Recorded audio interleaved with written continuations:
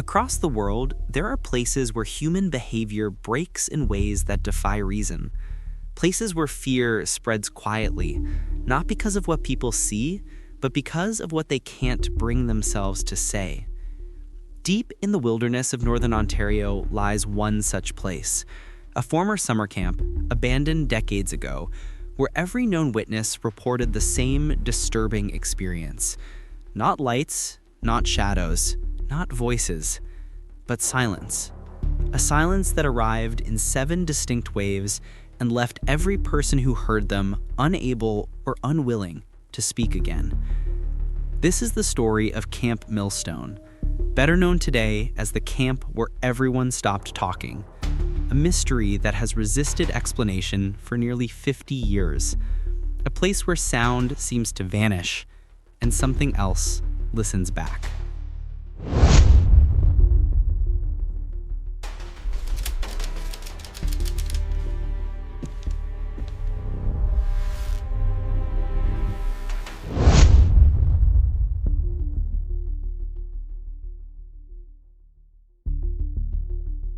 Camp Millstone's official history begins in 1964. A harmless little lakeside retreat built for school trips, youth programs, the usual government-funded outdoor nonsense. For more than a decade, nothing strange ever appeared in the logs. Not a single incident worth remembering. But all of that changed on the morning of June 17th, 1978. 12 students, 2 instructors, a simple 3-day wilderness workshop. Nothing unusual in the weather reports, no strange radio chatter, everything perfectly, painfully normal. And then, 10:14 a.m. According to both instructors' journals, the forest didn't quiet down. It shut off. No breeze, no insects, no birdsong. Just an abrupt, suffocating stillness. So complete that one instructor wrote, "It felt like pressure building in my skull, like sinking underwater, but the water was inside the air." Seconds later, the first silence arrived. A low, harmonic vibration drifted across the lake. Too soft to be a sound, too heavy to be imagination. A pulse, almost like the world had exhaled and then refused to inhale again. And that's when it happened. Every single person present tried to speak, and nothing came out. Not a whisper, not a croak. Their voices didn't break. They simply ceased. Breath without sound. For nearly 6 minutes, the entire group stood trapped inside a mute world, unable to call out, unable to scream, unable to even hear their own attempts. When the pressure finally lifted, the group didn't discuss it. They just ran, scrambling away from the lake, leaving their gear scattered on the shore. And here's the part that still unsettles investigators the most. None of them spoke about what happened, not to authorities, not to parents, not to each other. Not until years later. And even then, none could explain why they stayed silent.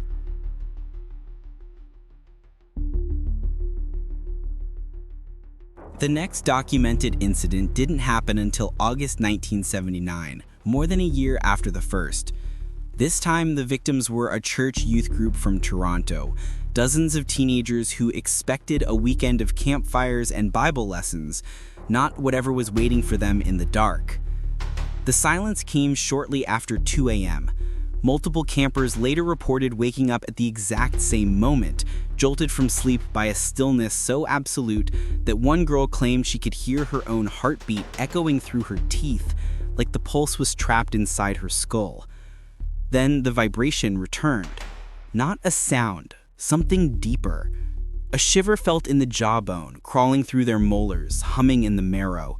A pulse rolling through the wooden cabins, as if the walls themselves were holding their breath. Panic spread instantly. Children tried to call for the counselors tried to shout for the children, and once again, no one could make a sound. Throats moved, mouths opened, breath escaped, but the world stayed mute. Terrified, they staggered outside, only to discover that the forest was wrong in a way none of them could describe. Branches were perfectly still, as though frozen mid-sway. The air hung heavy, unmoving. Even the moonlight seemed unnaturally sharp, as if someone had stripped the motion out of the world.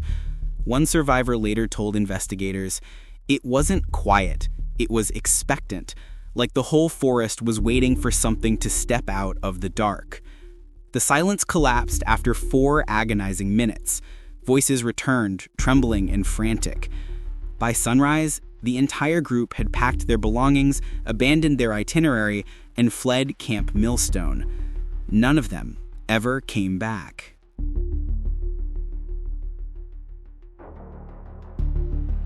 By 1981, Camp Millstone was dying. Attendance had collapsed. Parents refused to send their kids. And in the small towns nearby, rumors were spreading like mold. Stories of the mute forest, the sound that steals voices, the lake that listens when you sleep. Most dismissed them as campfire nonsense, but the staff who stayed behind for the off-season knew better. In late September, 3 employees remained overnight to winterize the grounds. By dawn, only 2 were left alive. The timeline begins at 3:47 a.m.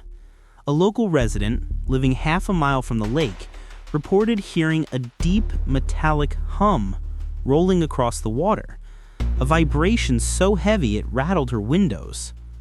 Seconds later came screams, not panicked, not confused, but blood-deep, throat-ripping screams, cut off so abruptly it sounded like someone had sliced the sound out of the air. When police arrived hours later, they found 2 staff members crouched in the corner of cabin 6. Both were conscious, both were breathing normally, neither could speak. Their throats weren't damaged, their vocal cords were intact. They simply had no voice, as if the ability had been erased. It took medical teams 3 days before the speech slowly returned, stuttering and broken. And even after recovery, neither could describe what happened. Their stories always ended the same way. We heard the hum, we tried to run, and then nothing. The 3rd staff member, Evan Rourke, was missing. Search units combed the woods for weeks. They found no tracks, no torn clothing, no signs of struggle or flight, not even a footprint. It was as if Evan had simply stepped forward into the trees and the forest had closed itself behind him. He has never been found.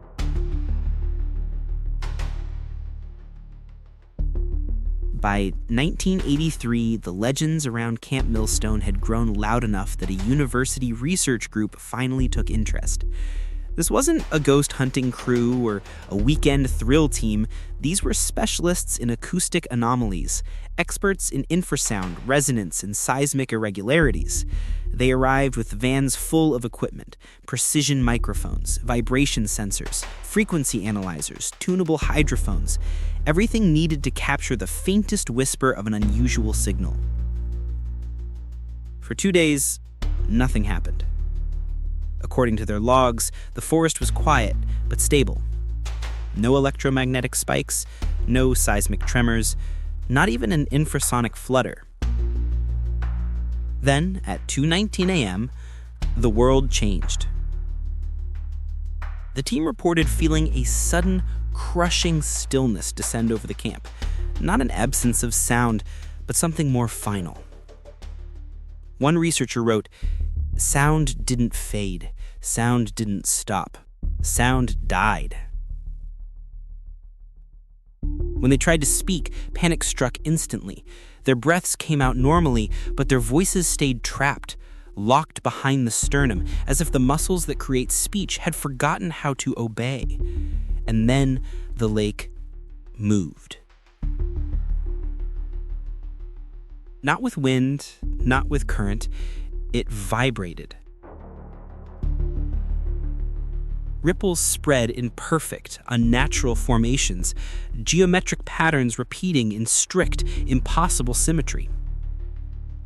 Shapes that no natural force could create, shapes that seemed to pulse upward from somewhere beneath the water. Minutes later, the effect vanished.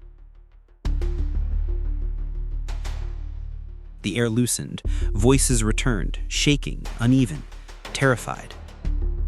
By sunrise, the entire research team had packed their equipment and left the grounds without a formal conclusion.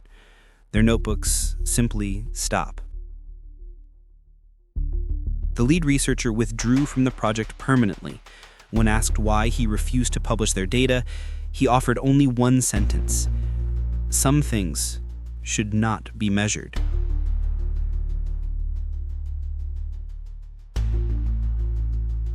By 1986, Camp Millstone existed mostly as a rumor, an abandoned lakeside relic whispered about in schoolyards and dismissed by officials.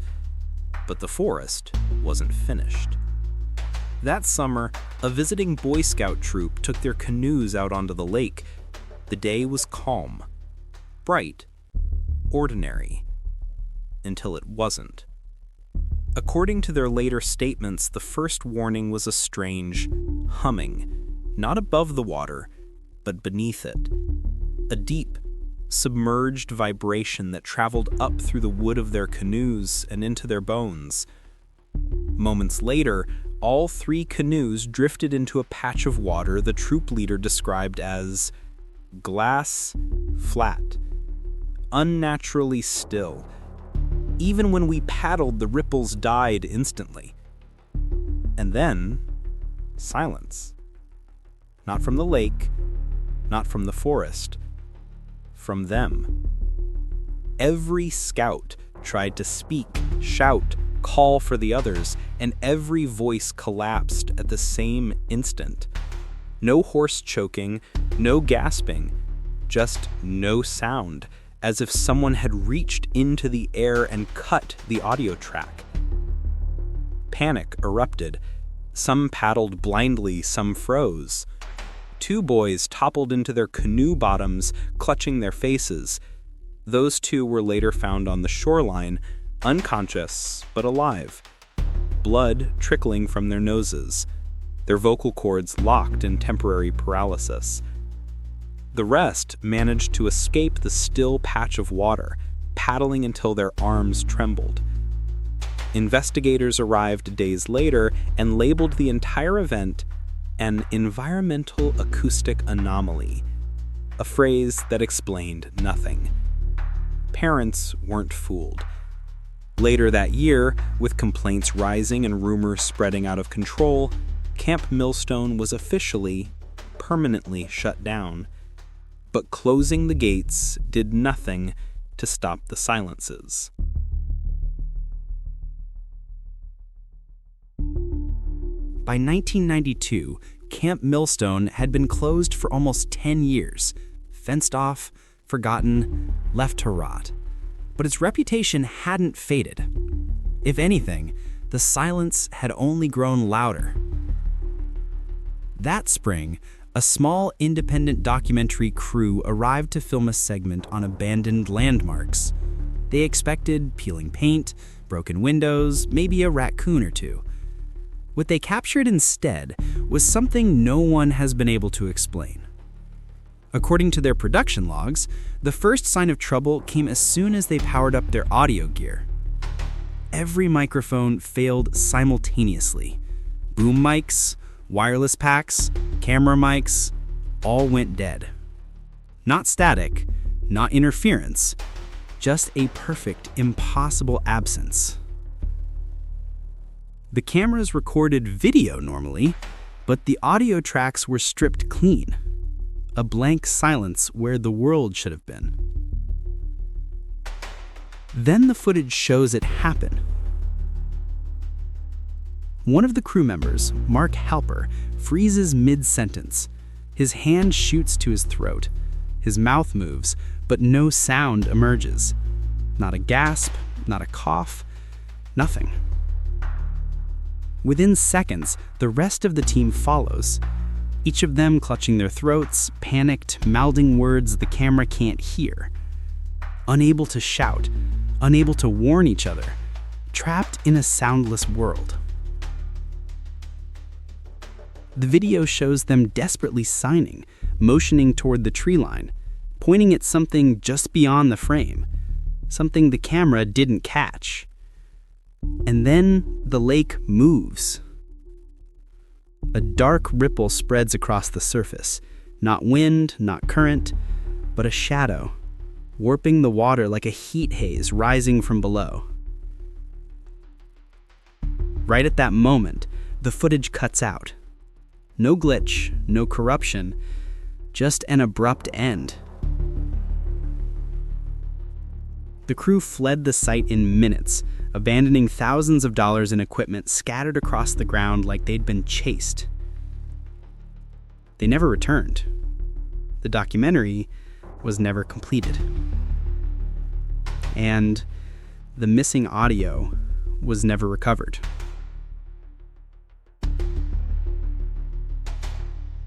The final known incident came much later, 2015, long after Camp Millstone had faded into local legend. By then, the grounds were little more than overgrown trails and collapsed cabins, visited only by thrill seekers and the occasional lost traveler.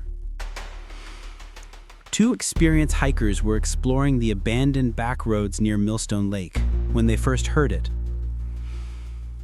A faint chorus of tones drifting through the trees, soft, metallic, overlapping, like distant tuning forks humming in conversation. Moments later, the forest collapsed into total silence. No rustling leaves, no trickling water, no insects. Even their own footsteps seemed muted. And then the silence hit them. One hiker later described the sensation as, like your voice gets stolen right out of your lungs. You try to shout and nothing comes out, not even air. They panicked and tried to navigate back to the trail, but something was wrong. Their compass needles spun in slow, nauseating circles. Their GPS screens froze, locked on coordinates that didn't exist. Landmarks they knew they'd passed minutes earlier were suddenly gone. And then the forest moved. Not the wind, not animals. The trees began to shake, subtle at first, then violently, quivering in a synchronized rhythm, as if answering a pulse deep beneath the ground. The hikers clung to each other, helpless, mute, and terrified. When sound finally returned, it didn't fade in. It erupted, slamming into the forest as a single explosive thunderclap that knocked both men to the dirt. 2 hours later, a search party found them stumbling along a deer path, physically unharmed, but pale, trembling, and unable to articulate what they'd experienced. Both hikers abandoned the backwoods forever. Neither has spoken publicly about what happened near the ruins of Camp Millstone.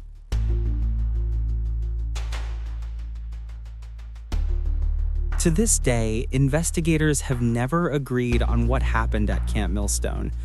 The theories are as varied as they are unsettling. Some scientists blame geological infrasonics, those low-frequency vibrations known to warp balance, twist perception, and trigger auditory hallucinations.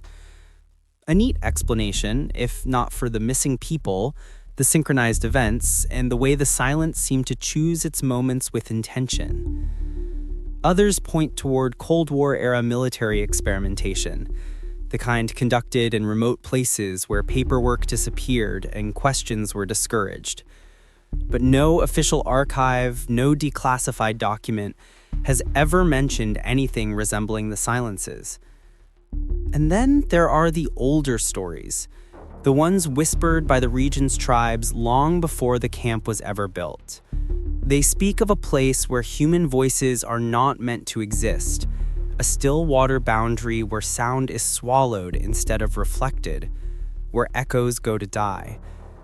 One legend says the lake does not echo, that whatever lies beneath its surface doesn't just absorb sound, it listens. It waits. It feeds on whatever dares to break its quiet. Whether folklore or something far more real, Camp Millstone remains abandoned. Cabins collapsed, signs rusted to skeletons, the forest thick and reclaiming. The lake as perfectly still as the day the first silence rolled across it. But one detail binds every witness, every era, every survivor's fractured memory. People hear the silence before it reaches them, and they feel it long after it lets them go, as if the silence remembers them.